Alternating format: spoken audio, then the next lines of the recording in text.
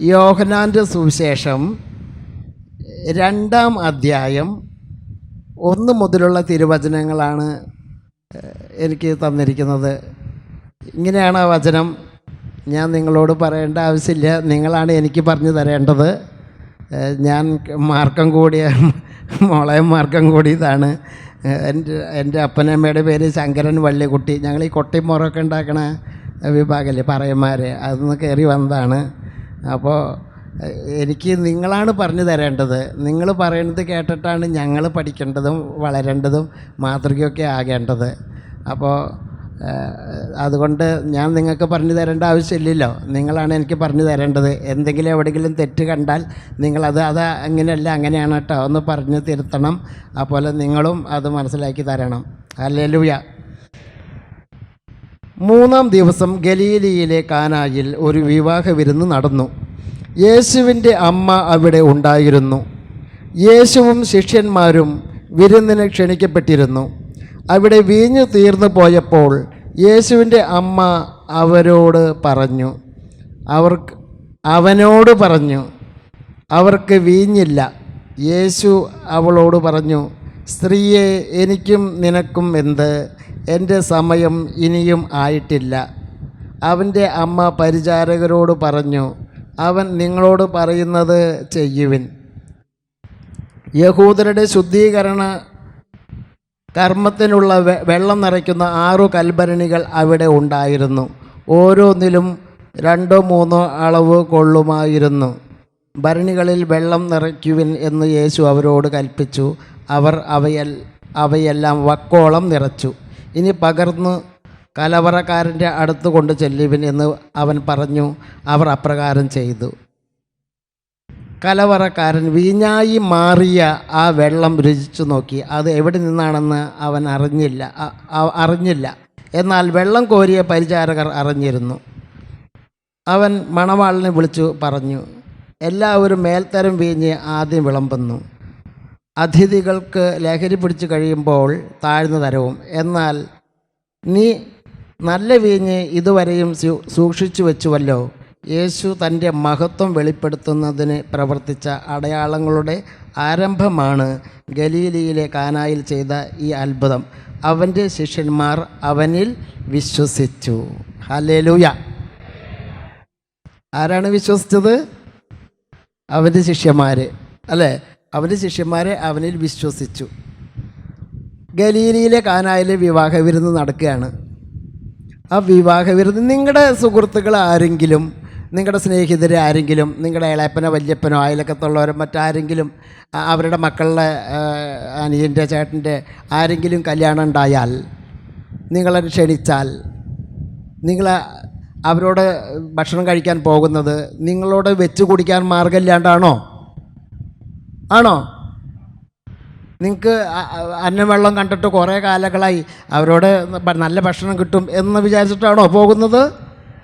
അല്ല, അവരോടുള്ള സ്നേഹത്തെ പ്രതിയാണ് അവരുടെ സ്നേഹവിരുന്നിൽ പങ്കുകൊള്ളുന്നത് അല്ലേ?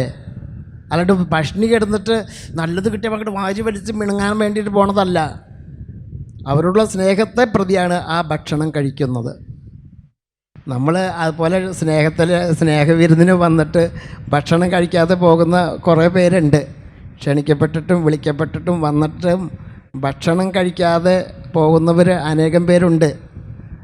കാരണം അവർക്ക് ആ വിവാഹ വസ്ത്രം ധരിക്കാത്തത് കൊണ്ട് വിരുന്ന് കഴിക്കാൻ പറ്റാത്ത ആണ്.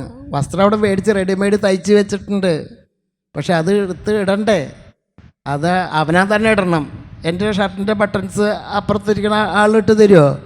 എനിക്ക് 2 കൈയുണ്ട് കാലൊക്കെ ഉണ്ട്, അപ്പം ഞാൻ തന്നെ ഇടണം. അത് ഞാൻ ഇടാത്തത് കൊണ്ടാണ് എനിക്ക് ആ വിവാഹ വസ്ത്രം ധരിക്കാൻ പറ്റാത്തത്. ഹല്ലേലൂയ.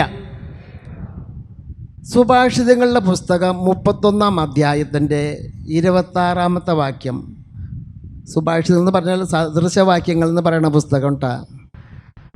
അതിൻ്റെ 31-26 പറയണത്, അവൾ വാ തുറന്നാൽ ജ്ഞാനമേ പുറത്തു വരൂ, ദയാമസൃണമായ ഉപദേശം അവളുടെ നാവിലുണ്ട്.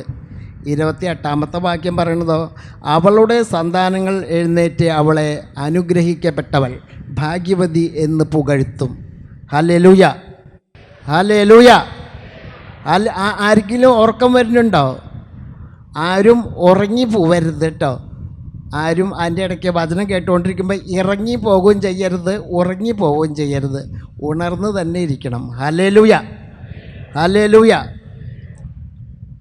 അവൾ വാ തുറന്നാൽ ജ്ഞാനമേ പുറത്തു വരൂ. ദയാമസരണമായ ഉപദേശം അവളുടെ നാവിലുണ്ട്. സദൃശവാക്യമാണ് ഇത്. ഇതിനോട് സദൃശ്യപ്പെട്ട അവളുടെ മക്കൾ എഴുന്നേറ്റ് അവളെ ഭാഗ്യവതി എന്ന് പുകഴ്ത്തും. ഇതിനോട് സദൃശ്യമായ ഒരു വാക്ക് നമ്മൾ എവിടെ കേൾക്കുന്നത്?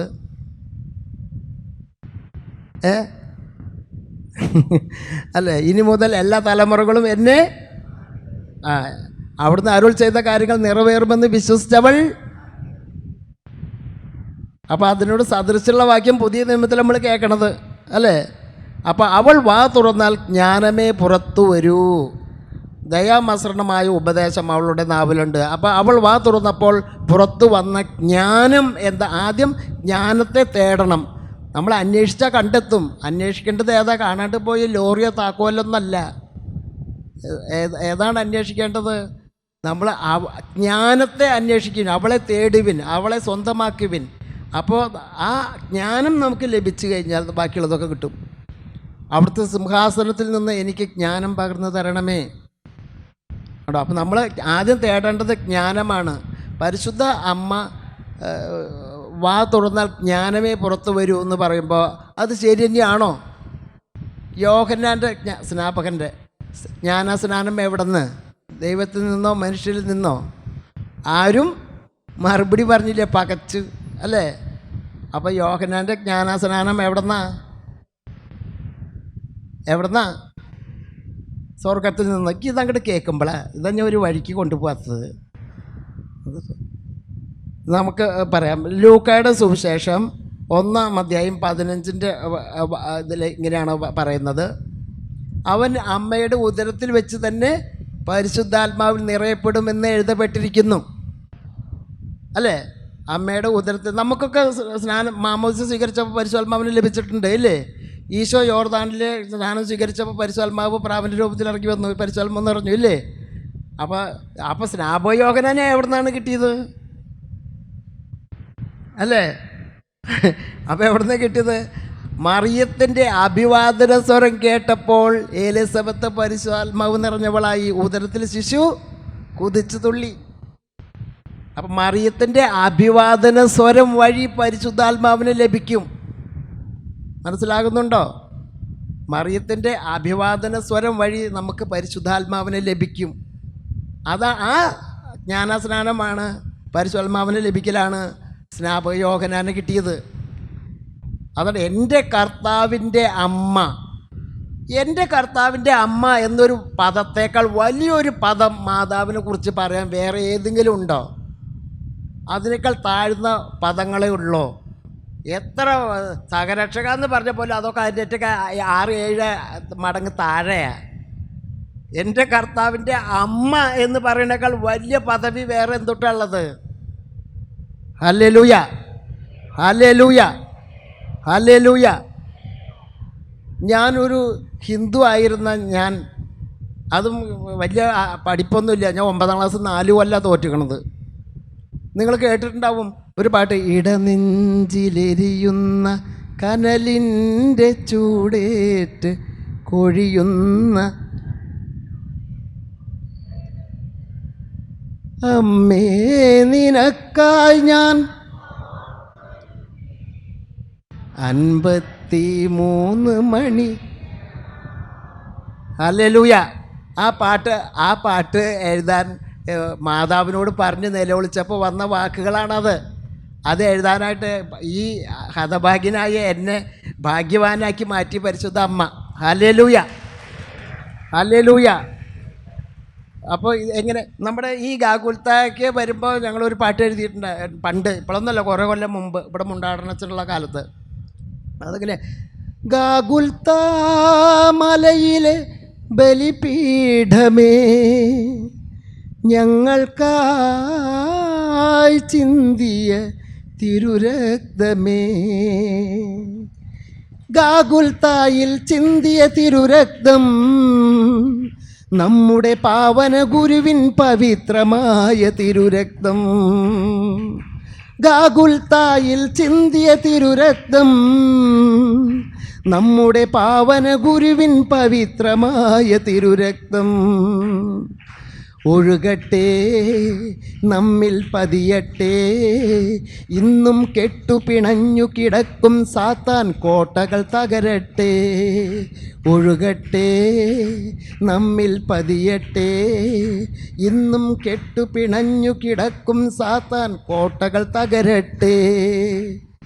ഗാഗുൽത്താ മലയിലെ ബലിപീഠമേ, ഞങ്ങൾക്കായി ചിന്തിയ തിരുരക്തമേ. ഹല്ലേലൂയ. ഞാൻ കുറച്ച് രണ്ടുപേരെ പാടുള്ളൂ മാത്രം കേട്ടോ. എൻ്റെ ഭാര്യ ഞങ്ങൾക്ക് വീട് വെക്കാൻ സ്ഥലം മേടിക്കാൻ അന്വേഷിച്ച് സ്ഥലം കിട്ടാണ്ടിരുന്നിട്ട് ഈ ഞാനും എൻ്റെ ഭാര്യ ഇവിടുന്ന് ആരാധന ഇങ്ങനെ കൊണ്ടുപോവില്ലേ, ആരാധന ഇങ്ങനെ പൂവിടില്ലേ, ആ പൂവും കന്നാമ്പെള്ളം അതിൻ്റെ അവിടുത്തെ മുല്ലപ്പൂവും അവൾ ന്യൂട്രലിൽ പതുക്കെ എടുത്തിട്ട് കൊണ്ടുവന്നിട്ട് ഒരു സ്ഥലം കണ്ടുപിടിച്ച് ഞങ്ങൾ ഈ സ്ഥലം ഞങ്ങൾക്ക് തരണേ മാതാവേ, ഇത് ഞങ്ങൾക്ക് ഈശോട് പറഞ്ഞ് മേടിച്ച് തരണട്ടാന്ന് പറഞ്ഞിട്ട് അവൾ എന്ത് ചെയ്തു, ആ സ്ഥലത്ത് പൂവാട്ടു. എന്നിട്ട് വിശ്വാസ പ്രമാണം ചൊല്ലി ആ സ്ഥലത്താണ് ഇപ്പം ഞങ്ങൾ വീട് വെച്ചേക്കണേ. ആറ്റുപുറം സെൻ്റ് ആൻമീസ് ആ സ്ഥലത്താണ് ഇപ്പോൾ ഞങ്ങൾ വീട് വെച്ചേക്കണേ. നമ്മൾ വിശ്വസിച്ച ദൈവമഹത്വം ദർശിക്കും. വിശ്വസിക്കണം. നമുക്ക് ആദ്യം വേണ്ടത് വിശ്വാസമാണ്. വിശ്വസിച്ചാൽ ദൈവം ഇപ്പം ഞാൻ പാരമ്പര്യ ക്രിസ്ത്യാനി അല്ലാത്തത് കൊണ്ട് എനിക്ക് തരാണ്ടിരുന്നോ? ഇല്ല. അപ്പം ദൈവത്തിൻ്റെ പക്ഷപാതമില്ല. ദൈവം മുഖപക്ഷമില്ലാത്തവനാ.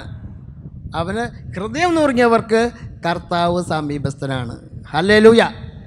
കർത്താവ് വരുമ്പോൾ അമ്മ അവിടെ ഇല്ലാണ്ടിരിക്കുമോ? കർത്താവിനെ നമ്മൾ വിളിച്ച് വരുത്തുമ്പോൾ അമ്മ അവിടെ അതിന് മുമ്പേ വന്നിട്ടുണ്ട്. കാനായിലെ കല്യാണത്തിന് യേശുവും ശിഷ്യന്മാരും അവിടെ ഉണ്ടായിരുന്നു. അവൻ്റെ അമ്മ അവിടെ ഉണ്ടായിരുന്നു അല്ലേ? അവിടെ ഉണ്ടായിരുന്നു. അവൾ ഈശോന് മുമ്പ് ക്ഷണിച്ച് വരുത്തുമ്പോൾ അവിടെ അമ്മയുണ്ട്. ഹല്ലേലൂയ. അവൾ വാർ തുറന്നാൽ ജ്ഞാനമാണ് വരിക എന്നുള്ളത്. മകനെ അവർക്ക് എന്തില്ല എന്ന് പറഞ്ഞത് അമ്മ? ഈ ഒരു കാരണവും പറഞ്ഞിട്ട് നമ്മുടെ ഈ നോയിമ്പ് വീടുമ്പോൾ നോക്കിക്കോ, നമ്മളിങ്ങനെ ഉയർക്കാൻ പറ്റാണ്ട് നമ്മുടെ ആൾക്കാർ കിടന്ന് നടക്കുന്നത്. ഈ നോയിമ്പ് കഴിഞ്ഞിട്ട് ഈസ്റ്ററിൻ്റെ അന്ന് കാണാം ഉയർക്കാൻ പറ്റാണ്ട് ഉയർപ്പ് ആഘോഷിക്കണം. നമ്മൾ ഉയർക്കാൻ പറ്റാണ്ട് കിടന്ന് കഷ്ടപ്പെടണ കാണണം. പാവം തോന്നും. ഹല്ലേലൂയ. ഇനിയെങ്കിലും ബോധം നമുക്കുണ്ട്, പക്ഷെ സുബോധം ഇല്ലാത്തത്. നമുക്ക് അറിവ് നമുക്കുണ്ട്, ചിലവ് കഴിച്ച് വിൽക്കാനുള്ള അറിവുണ്ട് നമുക്ക്. പക്ഷെ തിരിച്ചറിവ്, നല്ല കാഴ്ചയുണ്ട്, മണലിട്ട് തിരുമ്പി കണ്ണൊക്കെ കഴുകി നല്ല കാഴ്ചയുണ്ട്. പക്ഷെ ഉൾക്കാഴ്ച, ഇതാണ് നമുക്കുള്ള കുഴപ്പം. ഹല്ലേലൂയ. ഹല്ലേലൂയ. അപ്പം എനിക്ക് ഈശോയോടും മാതാവിനോട് ഞാൻ പറഞ്ഞില്ല, മാതാവേ എനിക്ക് അറിവ് എന്ന് പറഞ്ഞ സാധനം ഇല്ല, പക്ഷെ എനിക്ക് തിരിച്ചറിവ് തന്നോളോ. ബോധം എന്ന് പറയുന്നത് ഇല്ല. അതാണ് ഞാൻ ബോധം കേടാത്തത്. എന്നിട്ട് മനസ്സിലായിട്ടുണ്ടോ? അപ്പോൾ ആ ബോധം വേണ്ട, എനിക്ക് സുബോധം തായോ. പിതാവ് അപ്പൻ ആരാണെന്ന് തിരിച്ചറിയാനും ആ വഴിയിലേക്ക് നടക്കാനും ആ അപ്പനെ സ്വന്തമാക്കാനുള്ള ആ സുബോധമാണ് എനിക്ക് വേണ്ടത്. അതാണ് ഞാൻ ചോദിച്ചത്. ഹല്ലേലൂയ. അപ്പം മാതാവ് വാ തുറന്ന ജ്ഞാനമേ വരൂ എന്ന് പറയേണ്ട കാരണം, മാതാവ് കാനായിലെ കല്യാണത്തിന് ചോദിച്ചത് എന്താണ്? മകനോട് എന്താ ചോദിച്ചേ? വീഞ്ഞ്. അപ്പം നമ്മളെല്ലാവരും ഈ കാരണവും പറഞ്ഞിട്ട് കാനായിലെ കല്യാണത്തിന് തള്ളി മോനും കൂടിയിട്ട് ബാറ് ഓപ്പൺ ചെയ്തു. പിന്നെ നമുക്ക് ആ ബാറിൽ പോയിട്ട് കുറേ ദിവസം അലക്കണോണ്ട് എന്താ കുഴപ്പം? അല്ലേ? അത് ഓഫാക്കിയോളാം, വേണ്ട. ഹല്ലേലൂയ. ഹല്ലേലൂയ. അപ്പോൾ ഈ നമ്മൾ ചിന്തിക്കുന്നത് അങ്ങനെയാണ്. അപ്പം മാതാവ് അവിടെ പറഞ്ഞപ്പോൾ നമ്മൾ എല്ലാവരും ചിന്തിച്ചുകൊണ്ടിരിക്കുന്നത് ബാറ് തുറന്നു എന്നാണ് കേട്ടോ. മദ്യശാല പോവാം, കഴിക്കാം, അത് കുഴപ്പമില്ല, ബൈബിളിൽ അങ്ങനെ ഉണ്ടല്ലോ. മാതാവ് കാനായിലെ കല്യാണത്തിന് അമ്മയും മോനും കൂടിയിട്ടല്ലേ ബാർ ഓപ്പൺ ചെയ്തേ എന്നുള്ള ഒരു ഇത് പറഞ്ഞിട്ട് നമ്മളങ്ങനെ നടക്കുന്നുണ്ട്. ആകെ വേറൊരു വചനം അറിയില്ലെങ്കിലും ഈ വചനം അറിയും. അത് വേറെ ഭാഗം. മറ്റൊരു വചനം അറിഞ്ഞില്ലെങ്കിൽ ഇതറിയും. അപ്പോൾ അവൾ വാ തുറന്ന ജ്ഞാനം. അമ്മ ചോദിച്ചത് എന്താണ്? വീഞ്ഞ്. അപ്പം വീഞ്ഞ് എന്നതിൻ്റെ ജ്ഞാനം എന്താണ്? വീഞ്ഞ് എന്നതിൻ്റെ ജ്ഞാനം എന്താണ്? നമ്മൾക്ക് അന്വേഷിച്ചിട്ടില്ല, അതാണ് നമുക്ക് കണ്ടെത്താഞ്ഞത്. മനസ്സിലായിട്ടോ? അപ്പോൾ യേശു അതിൻ്റെ തക്ക മറുപടി പറയാ, സ്ത്രീയേ, അല്ലേ? അമ്മേ എന്ന് വിളിച്ചോ? ഇല്ല. സ്ത്രീയെ എനിക്കും നിനക്കും എന്ത്? എൻ്റെ സമയം ആയിട്ടില്ല. എന്നാലും പെറ്റ തള്ളയല്ലേ, പെറ്റ തള്ള പറഞ്ഞ തട്ടി കളയോ? വെള്ളം വീഞ്ഞാക്കി കൊടുത്തു, ഇതല്ലേ നമ്മൾ പറയണത്? അങ്ങനെ പറഞ്ഞവർ അങ്ങനെ പറഞ്ഞോ? പക്ഷെ എന്നോട് മാതാവ് പറഞ്ഞത് നീ അങ്ങനെ പറയരുതെന്നാ. അങ്ങനെ പറഞ്ഞവർ അങ്ങനെ പറഞ്ഞോട്ടെ, നീ അവരുടെ വായ അടയ്ക്കാൻ പോണ്ട, പക്ഷെ നീ അങ്ങനെ പറയരുത്. പിന്നെ ഞാൻ എങ്ങനെ പറയണം? അത് ഞാൻ നിനക്ക് പറഞ്ഞു തരാമെന്ന് പറഞ്ഞു. അന്ന് പറഞ്ഞതായോ? അപ്പം അമ്മ പറഞ്ഞു തന്നു. അതാണ് ഞാൻ പറയാൻ പോണത്. സമയമായിട്ടില്ല എന്ന് പറഞ്ഞു. കാനായിലെ കല്യാണത്തിന് വീഞ്ഞുണ്ടാക്കേണ്ട സമയമായിട്ടില്ല എന്നാണോ യേശു പറഞ്ഞത്? അങ്ങനെയാണെങ്കിൽ യോഹന്നാൻ്റെ സുവിശേഷം 7-ാം അധ്യായത്തിൻ്റെ 7-ാമത്തെ വാക്യം തൊട്ട് വായിക്കുമ്പോൾ അങ്ങോട്ട് 30-ാമത്തെ വാക്യം വരെ അങ്ങോട്ട് വായിച്ച് പോകുമ്പോൾ അറിയാം, ഞാൻ ഈ തിരുനാളിന് പോണില്ല. സഹോദരന്മാരോട് പറയാ, നമ്മുടെ പിള്ളേരോടൊക്കെ ഞാൻ ഈ തിരുനാളിന് പോണില്ല. എന്താ ഓട്ടോറിക്ഷയ്ക്ക് പോകാൻ കാശില്ല, അല്ല വെച്ചാൽ അവിടെ ചെന്ന് കഴിഞ്ഞാൽ ലാപ്ടോപ്പിൻ്റെ പരിപാടികൾ കഴിഞ്ഞിട്ടുള്ള നേരമില്ല, മടിയിൽ നിന്ന് ഇറക്കാൻ ലാപ്ടോപ്പും മടിയിൽ നിന്ന് ഇറക്കാൻ നേരമില്ല, അതുകൊണ്ട് കുർബാനയ്ക്ക് വരെ പോണില്ല. അപ്പോൾ അങ്ങനെ പറയുന്നത്. പക്ഷേ ഞാൻ ഈ തിരുനാളിന് പോണില്ല. ഈശോ പറയാണ്, എന്തെന്നാൽ എൻ്റെ സമയം ഇനിയുമായിട്ടില്ല, എൻ്റെ സമയം ഇനിയുമായിട്ടില്ല. അപ്പോൾ അവിടെ സർബത്ത് ഉണ്ടാക്കാൻ വേണ്ടിയിട്ടാണോ? കാനായിലെ കല്യാണത്തിന് വീഞ്ഞുണ്ടാക്കേണ്ട സമയം ആയിട്ടില്ല എന്ന് പറയണേ. അപ്പോൾ തിരുനാളിന് പോണത് അവിടെ പെരുന്നാൾ പറമ്പിൽ അവിടെ സർബത്ത് കച്ചവടം നടത്താൻ വേണ്ടിയിട്ടുള്ള സമയമായിട്ടില്ല എന്നാണോ ഉദ്ദേശിച്ചത്? പിന്നെ ഇടയ്ക്കിടയ്ക്ക് സമയമായിട്ടില്ല. പിന്നെ 30-ാമത്തെ വാക്യത്തിൽ എന്ന് പറയണേ, അവിടെ വെച്ച് അവർ അവനെ ബന്ധിക്കാൻ ശ്രമിച്ചു. എന്തെന്നാൽ അവസാന ദിവസങ്ങളിൽ യേശു അവിടെ ചെന്നു, അവിടെ സിനഗോഗിൽ പഠിപ്പിക്കാൻ തുടങ്ങി. അപ്പോൾ അവിടെ വെച്ച് അവർ അവനെ ബന്ധിക്കാൻ ശ്രമിച്ചു, എന്നാൽ ആർക്കും അതിന് കഴിഞ്ഞില്ല. എന്തെന്നാൽ അവൻ്റെ സമയം ഇനിയും ആയിട്ടില്ലായിരുന്നു, അല്ലേ? അവൻ്റെ സമയം ഇനിയും ആയിട്ടില്ല. അപ്പോൾ കാനായിലെ കല്യാണത്തിന് സമയമായിട്ടില്ല എന്ന് പറഞ്ഞത് വീഞ്ഞുണ്ടാക്കാൻ വേണ്ടിയിട്ടാണെങ്കിൽ ഇപ്പം സമയമായിട്ടില്ല എന്ന് പറഞ്ഞത് അപ്പം എന്തുണ്ടാക്കാനാ? യോഹന്നാൻ്റെ 13:1, യോഹന്നാൻ 13:1, ഈ ലോകം വിട്ട് പിതാവിൻ്റെ പക്കലേക്ക് പോകേണ്ട സമയമായി എന്ന് അവൻ പെസഹ തിരുനാളിന് മുമ്പേ അറിഞ്ഞു, അല്ലേ? കലവറക്കാരനാണ് കാനായിൽ വെച്ചിട്ട് ഇത് അറിഞ്ഞുള്ളൂ, മറ്റുള്ളവരാരും അറിഞ്ഞിട്ടില്ല.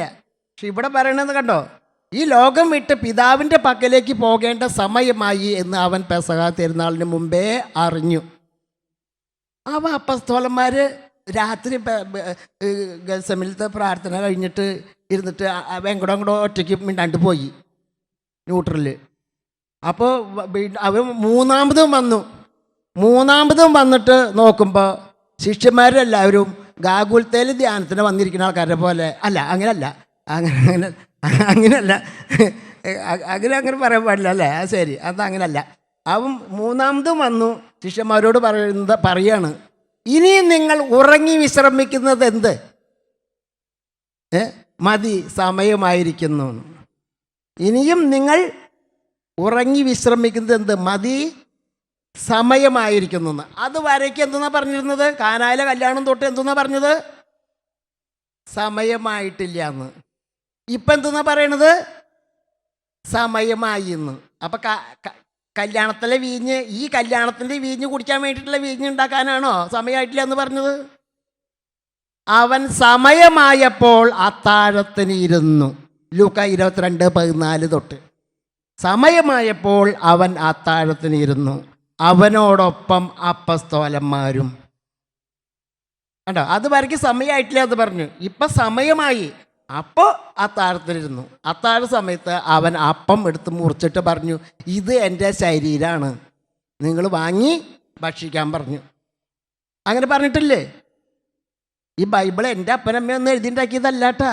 എന്നിട്ട് തെറ്റിദ്ധരിക്കേണ്ട. ആർക്കെങ്കിലും അങ്ങനെ തെറ്റിദ്ധാരണ ഉണ്ടെങ്കിൽ അത് മാറ്റിക്കൊള്ളണം. ഇത് വിശുദ്ധ ഗ്രന്ഥങ്ങളെല്ലാം, വിശുദ്ധ ലിഖിതങ്ങളെല്ലാം ദൈവനിവേശിതമാണ്. അതാണ് ഞാൻ പറഞ്ഞത്. അല്ല എൻ്റെ അപ്പൻ എഴുതിണ്ടാക്കിയ, അമ്മയൊന്നും എഴുതിണ്ടാക്കിയ പുസ്തകമല്ല. ഹല്ലേലൂയ. അങ്ങനെ അവനോടൊപ്പം അപ്പസ്തോലന്മാരിയിരുന്നു. ആ അത്താഴ സമയത്ത് അവൻ ആ അപ്പം പൊട്ടിച്ച് എൻ്റെ ശരീരമാണെന്ന് പറഞ്ഞിട്ട് കൊടുത്തു. അതിനുശേഷം അത്താഴത്തിന് ശേഷം അവൻ പാനപാത്രം എടുത്തു. എന്തുകൊണ്ട് എടുത്തത്? എന്ത് പാനപാത്രം? ഞാൻ അറിയുന്ന ആൾക്കാരൊക്കെയാണെന്ന് നോക്കണത്. പാനപാത്രം എടുത്തു. പാനപാത്രം എടുത്തപ്പോൾ പാനപാത്രത്തിൽ എന്തുട്ടായിരുന്നു?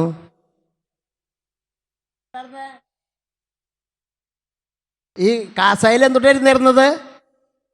ഈശോയുടെ രക്ത, മുന്തിരിച്ചാറ്. ഈശോയുടെ രക്തം അല്ലായിരുന്നേർന്ന്.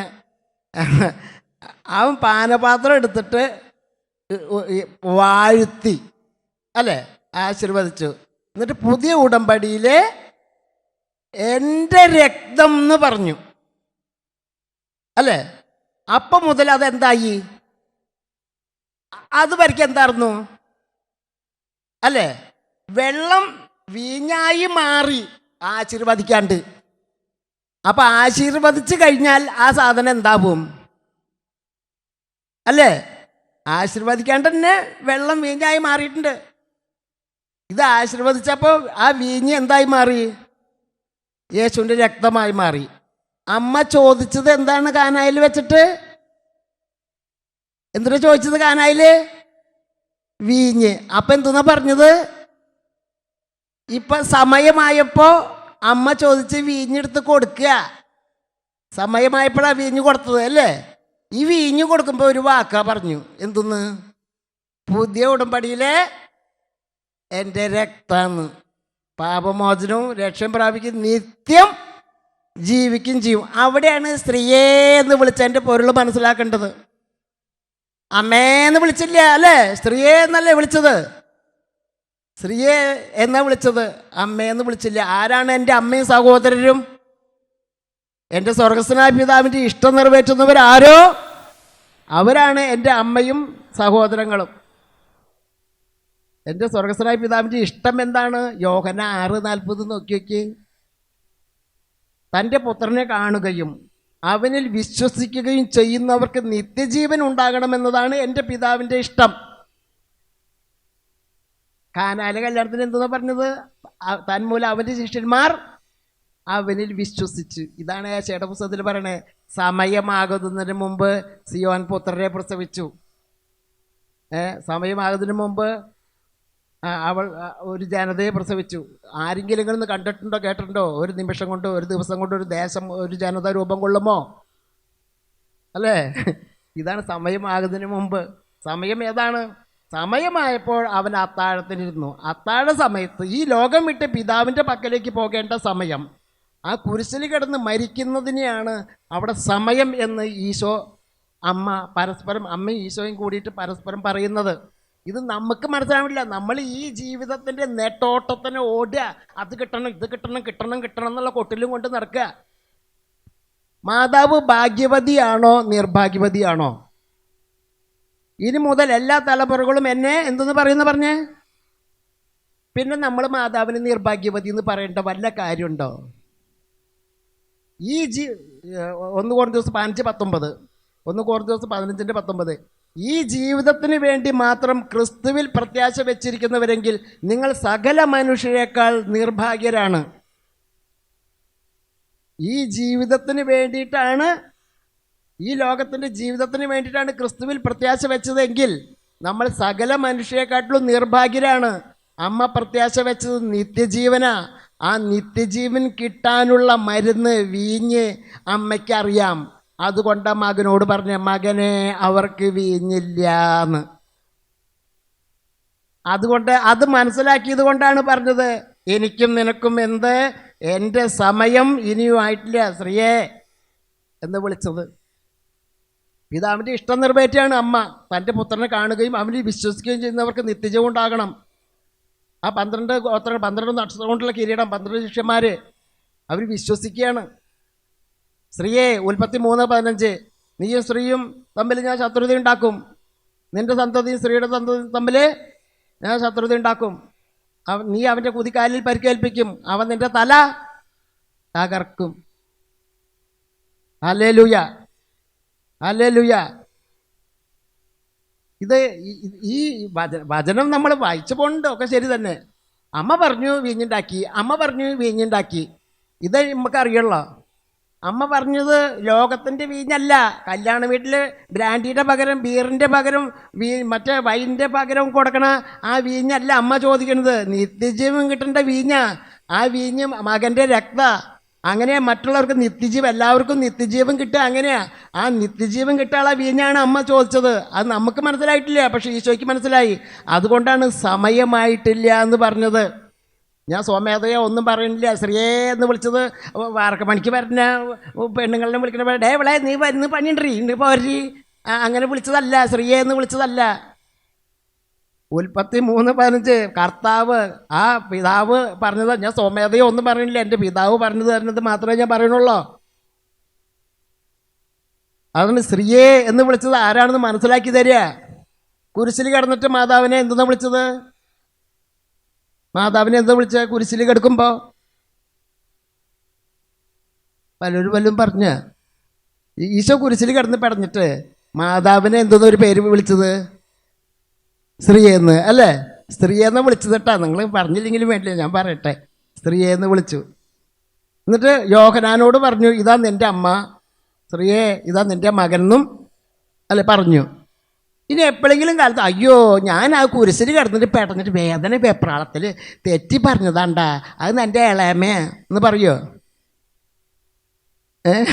ഇനിയിപ്പോൾ അയ്യോ അത് കുരിശിൽ കിടന്നിട്ടേ അത് കിടന്ന് പെട്ടയല്ലായിരുന്നു. വേദനയുടെ വെപ്രാളത്തിൻ്റെ ഇടയിൽ ഇപ്പം അമ്മേനെ ഇളയമേനെ നോക്കാനുള്ള ചിലപ്പോൾ നേരം അത് ഞാൻ പെട്ടെന്ന് അതങ്ങോട്ട് തെറ്റി പറഞ്ഞതാന്ന് അങ്ങനെ ഇനി പറയുമോ? ആ എഴുതപ്പെട്ടത് പോലും കുരിശുമ്മ എഴുതി തറക്കപ്പെട്ടത് വെച്ചത് ആ ബോർഡ് അങ്ങനെ തന്നെയായിരുന്നു.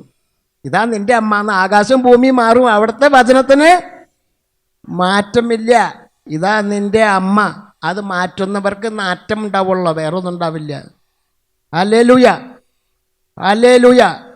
ഇതാ നിൻ്റെ അമ്മ. എന്നിട്ട് ഹല്ലേലൂയ, ഹല്ലേലൂയ.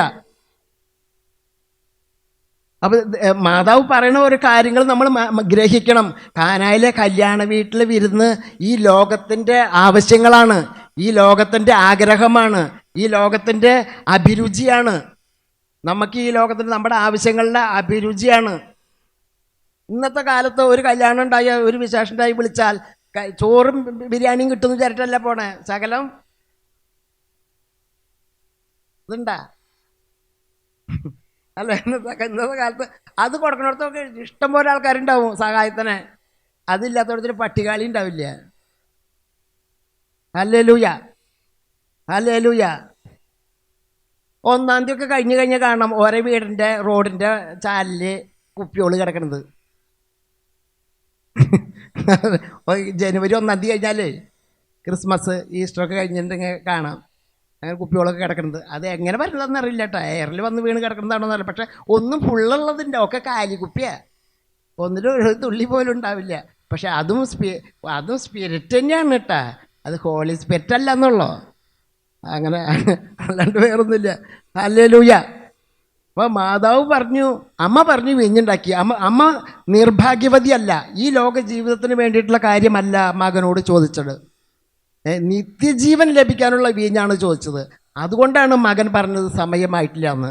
സമയമായപ്പോൾ അതെടുത്ത് കൊടുത്തു. തൻ്റെ പുത്രനെ കാണുക കണ്ടോ, അവന് വിശ്വസിക്കുകയും ചെയ്യുന്നവർക്ക് നിത്യജീവൻ ഉണ്ടാകണം. അവരാണ് എൻ്റെ അമ്മയും സഹോദരരും.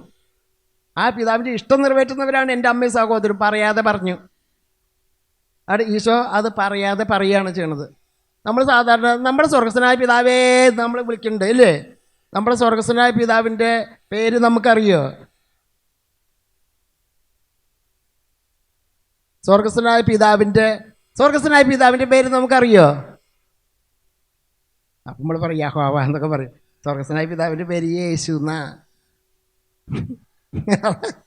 യോഹന്നാൻ്റെ സുവിശേഷം 17-ാം അധ്യായത്തിൻ്റെ 11-ഉം 12-ഉം വചനം എടുത്ത് നോക്കിയേ. പറയാതെ പറയേ. സ്വർഗസ്ഥനായ പിതാവിൻ്റെ പേര് യേശു എന്ന് എഴുതി വെച്ചിട്ടില്ല. അമ്മയെ എൻ്റെ അമ്മ എന്ന് ബൈബിളിൽ മറിയത്തിന് എഴുതി വെച്ചിട്ടില്ല. എഴുതാതെ എഴുതപ്പെട്ടതും പറയാതെ പറയപ്പെട്ടതുമാണ്. ഇപ്പം രാത്രിയല്ല എന്ന് ഞാൻ പറയണ മനസ്സിലാകാൻ. ഇപ്പം പകല എന്ന് പറഞ്ഞിട്ടുണ്ടെങ്കിൽ ഇപ്പം രാത്രി അല്ല എന്നല്ലേ പറഞ്ഞത്. അല്ലാണ്ട് ഇപ്പം രാത്രി അങ്ങനെ രാത്രി അല്ല അങ്ങനെയൊന്നും പറയേണ്ട ആവശ്യമില്ല. ആ പറഞ്ഞാൽ തന്നെ അതിലുണ്ട് ആ വാക്ക് അർത്ഥം. ആ വചനം കിട്ടിയില്ലേ? ഉള്ളവർ നോക്കിയില്ലേ? 17 യോഹന്നാൻ 17:11-12 ഈശോ പിതാവിനോട് പ്രാർത്ഥിക്കുക, പറയുക, പിതാവേ, ഞാൻ അവരോട് കൂടെ ഇവിടെ ആയിരിക്കുമ്പോൾ അങ്ങ് എനിക്ക് നൽകിയ അവിടുത്തെ നാമത്തിൽ ഞാൻ അവരെ സംരക്ഷിച്ചു. അങ്ങ് എനിക്ക് നൽകിയ അവിടുത്തെ നാമം. ഈശോയിൽ മകൻ്റെ പുത്രൻ്റെ പേരെന്തുന്നാ? ഭൂമിയിൽ പുത്രൻ്റെ പേരെന്തുന്നാ? യേശു എന്ന്, അല്ലേ? അവന് യേശു എന്ന് പേരിടുക. അപ്പോൾ പറയാണ്, യേശു പറയുക എന്തുന്നാ പറയുന്നത്? എന്തുന്നാ? അങ്ങ് എനിക്ക് നൽകിയ അവിടുത്തെ നാമത്തിൽ. അപ്പം അങ്ങ് എനിക്ക് നൽകിയ അവിടുത്തെ നാമം ആണ്. അപ്പം അവിടുത്തെ നാമമാണ് എനിക്കുള്ളത്. ആ സക്കറിയയുടെ യോഹന്നാന് പേരിടുമ്പോൾ പറയുന്നുണ്ട്, അങ്ങനത്തെ ഒരു പേര് നിൻ്റെ കുടുംബത്തിൽ ഒരാൾക്കും ഇല്ല, പിന്നെ ഏത് വകുപ്പിലാണ് ഈ പേരിടണേന്ന്, ഇല്ലേ? അപ്പോൾ പിതാവിൻ്റെ പേരാണ് ഇടേണ്ടത്. അപ്പോൾ പുത്രന് പിതാവിൻ്റെ പേര് തന്നെ ഇടണത്. അപ്പോൾ ഇത് നമുക്ക് അറിഞ്ഞുകൂടാ. അതാണ് പറഞ്ഞത്, നമുക്ക് കാഴ്ചയുണ്ട്, പക്ഷെ ഉൾക്കാഴ്ച ഇല്ല. നമുക്ക് നല്ല ബോധമുണ്ട്, പക്ഷെ സുബോധം നമുക്കില്ലാത്തത്. അറിവുണ്ട്, പക്ഷെ തിരിച്ചറിവ് നമുക്കില്ലാതെ പോണത്. ഇല്ല എന്ന് ഞാൻ സ്ഥാപിക്കല്ല, ഉള്ളൂ, ഇഷ്ടം പോലെ ഉണ്ട്. പക്ഷെ നമ്മൾ അതിന് വേണ്ടിയിട്ടാണ് ദൈവത്തോട് ചോദിക്കേണ്ടത്. ദൈവം നമുക്ക് തരും. Hallelujah, hallelujah, hallelujah. ഇനി ഈ ബാറ് അടച്ചു പൂട്ടി. മനസ്സിൽ നമ്മൾ പറഞ്ഞില്ല, കാനാല കല്യാണത്തിന് തള്ളയും മോനും കൂടിയിട്ട് ബാർ ഓപ്പൺ ചെയ്തു, അല്ലേ? അതുകൊണ്ട് ഞങ്ങൾക്ക് ഇടയ്ക്കിടയ്ക്ക് ഇത് അവർ ഓപ്പൺ ചെയ്തിട്ടല്ലേ ഞങ്ങളിത് മോന്തണത്, അല്ലേ? എന്നാൽ ഈ ഓപ്പൺ ചെയ്ത ആൾ തന്നെ ഇത് അടച്ചു പൂട്ടി സീല് വെച്ചു. അതെപ്പോഴാ? ലൂക്ക 22:14 തൊട്ട് താഴ്ത്തിക്ക് ഇങ്ങനെ വായിച്ച് വരിക. അപ്പോൾ വിശുദ്ധ ലിഖിതങ്ങളോ ദൈവത്തിൻ്റെ ശക്തിയോ അറിയാത്തത് കൊണ്ടാണ് നമുക്ക് തെറ്റ് പറ്റണത്. അത് മാർക്കോസ് 12:24 കേട്ടോ. അപ്പം ഈ നമുക്ക് തെറ്റ് പറ്റണത് വിശുദ്ധ ലിഖിതങ്ങളോ ദൈവത്തിൻ്റെ ശക്തിയോ അറിയാത്തത് കൊണ്ടാണ്. ഈ ബാറ് അടച്ചു പൂട്ടി എന്നുള്ള കാര്യം നമുക്ക് അറിയാത്തും അതുകൊണ്ടാണ്. ബാറ് തുറന്ന കാര്യം മാത്രമേ നമുക്ക് അറിയണുള്ളൂ. ദൈവരാജ്യത്തിൽ നവമായി പാനം ചെയ്യുന്നത് വരെ മുന്തിരിയുടെ ഫലത്തിൽ നിന്ന് ഇരിഞ്ഞാൻ അപ്പോൾ ബാറ് അടച്ചു പൂട്ടിയോ? ബാറ് അടച്ചു പൂട്ടി സീൽ വെച്ചില്ലേ? ഇനി ദൈവരാജ്യത്തിൽ നവമായി പാനം ചെയ്യുന്നത് വരെ. അതാണ് നമ്മളൊക്കെ പാനം ചെയ്യണത്. എല്ലായിടത്തും അതോടുകൂടി കിട്ടണില്ല, എങ്കിലും ചിലയിടത്തൊക്കെ സൗകര്യാർത്ഥമാണ് നമ്മളങ്ങനെ കൊടുക്കാത്തത്. ദൈവരാജ്യത്തിൽ നവമായി പാനം ചെയ്യുന്നുണ്ട്, നമ്മളതൊക്കെ പാനം ചെയ്യുന്നുണ്ട്. പുതിയ ഉടമ്പടി നമ്മൾ സ്വീകരിക്കുമ്പോൾ നമുക്ക് കിട്ടുന്നുണ്ട്, അല്ലാണ്ട് നമ്മൾ ആരും അത് കഴിക്കണില്ല. Hallelujah, hallelujah, hallelujah. ഈ നിത്യജീവൻ, ഈ ജീവിതത്തിന് വേണ്ടി പരക്കം പാഞ്ഞ് ഓടാതെ നിർഭാഗ്യരായി തീരാതെ ഭാഗ്യവതിയായ അമ്മയുടെ മക്കളാണ് നമ്മൾ. ആ ഭാഗ്യവതിയായ അമ്മയുടെ മക്കളും ഭാഗ്യപ്പെട്ടവരായി മാറി നമ്മൾ എന്ത് വേണം? ഈ നിത്യജീവൻ്റെ വീഞ്ഞിന് വേണ്ടി ബീവറേജിൽ ക്യൂ നിൽക്കാതെ ആൾത്താരയുടെ മുമ്പിലാണ് ക്യൂ നിൽക്കേണ്ടത്. Hallelujah, hallelujah. ഇവിടെ മാമോദീസ സ്വീകരിക്കാത്ത വിശ്വാസികളായവർ ഇരിക്കുന്നുണ്ടോ? ഉണ്ടെങ്കിൽ ഒന്ന് കൈപൊന്തിക്കാമോ? മാമോദീസ സ്വീകരിക്കാൻ സാധിക്കാതെ, ആഗ്രഹമൊക്കെ ഉണ്ട്, സാധിക്കാതെ വിശ്വാസികളായിട്ടിരിക്കുന്നവർ ഉണ്ടെങ്കിൽ ഒന്ന് കൈപൊന്തിക്കൂ. എൻ്റെ പഴയ പേര് സുരേന്ദ്രൻ എന്നാണ്, അതുകൊണ്ടാണ് ഞാൻ ആഗ്രഹമുണ്ട് എനിക്ക്. ഹല്ലേലൂയ, സന്തോഷമുണ്ട്, കൈതാത്തിക്കോളും. എൻ്റെ ഇളയച്ചൻ, എൻ്റെ അപ്പൻ്റെ അമ്മാവൻ്റെ മകനാണ് പാപ്പൻ. രാഘവൻ എന്നാണ് പേര്, രാധ എന്ന ഇളയമ്മയുടെ പേര്.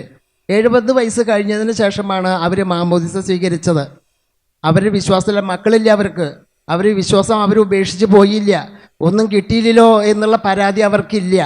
ആരും ഞങ്ങൾക്കില്ലല്ലോ എന്ന വേദന അവർക്കില്ല.